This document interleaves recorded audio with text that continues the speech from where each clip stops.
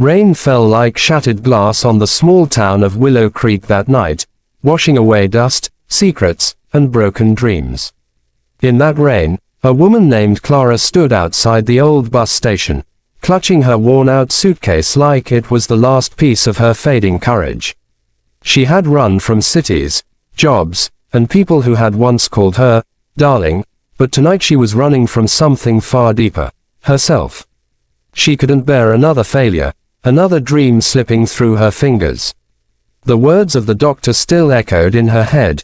"You can't carry a child, Clara." "I'm sorry." For years, Clara had built her life around the dream of motherhood. But now that dream had been stolen, and with it, her reason to believe in love. She couldn't be a wife, she told herself. She couldn't be a mother. So she left everything behind. The man who said he loved her, the house they were building, the nursery she had painted in pale yellow. She walked away without leaving a note, only the sound of her heart breaking as the door closed behind her. Weeks turned into months. Clara drifted from one small town to another, taking small jobs at diners and motels, never staying long enough to be remembered. She kept her eyes down, her heart locked tight. Love was for people who deserved it, and she didn't. But fate, as it always does, had other plans. One evening, Clara found herself stranded on a dusty country road after the bus she was riding broke down. The rain began again, soft at first, then pounding hard against the earth. She saw a dim light glowing through the fog, a farmhouse in the distance. She hesitated, debating whether to walk there. But her suitcase was soaked, her shoes were torn, and her heart was too tired to argue with reason.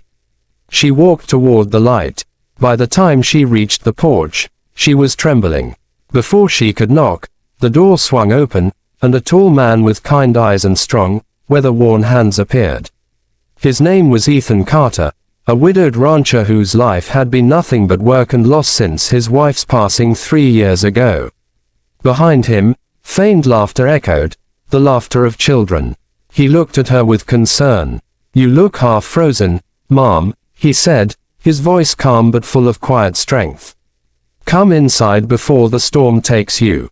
Clara hesitated, clutching her suitcase. I don't want to intrude." But Ethan simply stepped aside, and something in his steady gaze made her feel, for the first time in years, safe. "You're not intruding," he said. No one should face a storm alone. Inside the farmhouse, warmth enveloped her. The scent of wood smoke and bread filled the air, and 3 small faces peeked around the corner.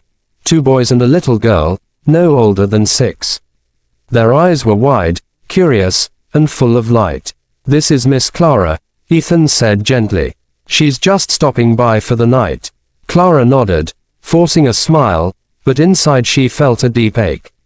The sight of the children made her heart clench in ways she hadn't expected. They reminded her of everything she'd lost, everything she could never have. That night, after the children went to bed, Ethan offered her a cup of tea by the fire. She sat across from him, the crackling flames reflecting in his eyes. He didn't ask questions. He didn't pry. He just sat there, letting silence heal the space between them. Days passed, then weeks.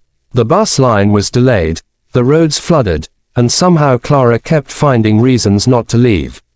She helped around the house, mended clothes, cooked meals. The children adored her. Little Emma, the youngest, began following her everywhere, calling her Miss Clara, in that sweet, lilting voice that could melt even the hardest heart. Ethan watched all of it quietly. He saw how Clara smiled when she thought no one was looking, how she brushed a tear from her cheek when Emma hugged her goodnight. He saw the pain behind her eyes, but he also saw something stronger, hope trying to breathe again. One morning, Ethan found her sitting on the porch, staring at the sunrise. She looked fragile and beautiful in the golden light, like a secret the world had forgotten to cherish. "You've brought a calm I didn't think this place would ever see again," he said softly. Clara looked down. "I don't know how long I'll stay. I don't belong here, Ethan." He smiled faintly. "Maybe you don't. Or maybe you just haven't realized that you do. But that night, Clara overheard the children whispering before bed. "Do you think Miss Clara could be our new mama?" little Emma asked. Ethan didn't answer. He just tucked them in and smiled that quiet, gentle smile of his. Clara's heart broke all over again. When everyone slept, she stood by the window, staring out at the moonlit fields. She whispered into the dark, "I can't be a mother." Her voice trembled with truth and regret. But in that same silence, she remembered the laughter of the children, the warmth of Ethan's home, the feeling of belonging that had slowly begun to heal her.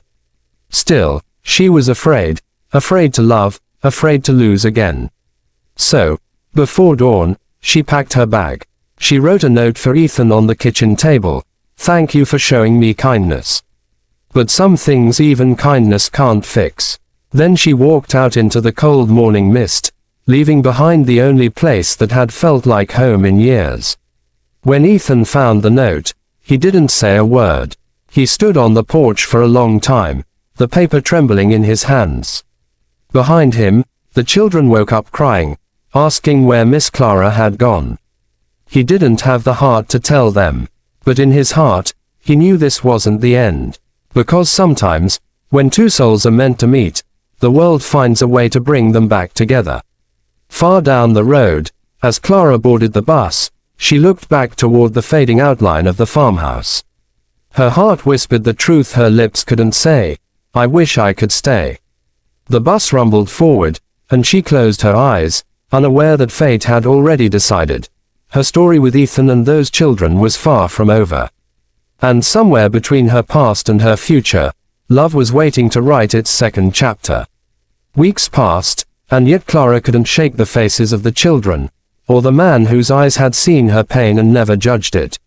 One afternoon, while working at a small cafe in town, she saw Ethan walk in, holding Emma's tiny hand. The little girl ran straight to her, crying, "Miss Clara. We missed you." The sound broke whatever walls Clara had left. Tears filled her eyes as Ethan looked at her, not with anger, but quiet forgiveness. "I told you I can't be a mother," she whispered. Ethan stepped closer, his voice warm and steady. "Good thing I've already got 3 calling you Mama," he said, smiling through the ache. "All I need is you to come home." Clara's heart finally surrendered. She knelt, wrapping her arms around the children as Ethan placed his hand on her shoulder. For the first time, she didn't feel broken, she felt chosen. That night, the farmhouse glowed again with laughter and light. Clara didn't just find love. She found a family that had been waiting for her all along. Red heart, if this story touched your heart, subscribe for more powerful love stories that remind us, home isn't a place, it's someone who stays.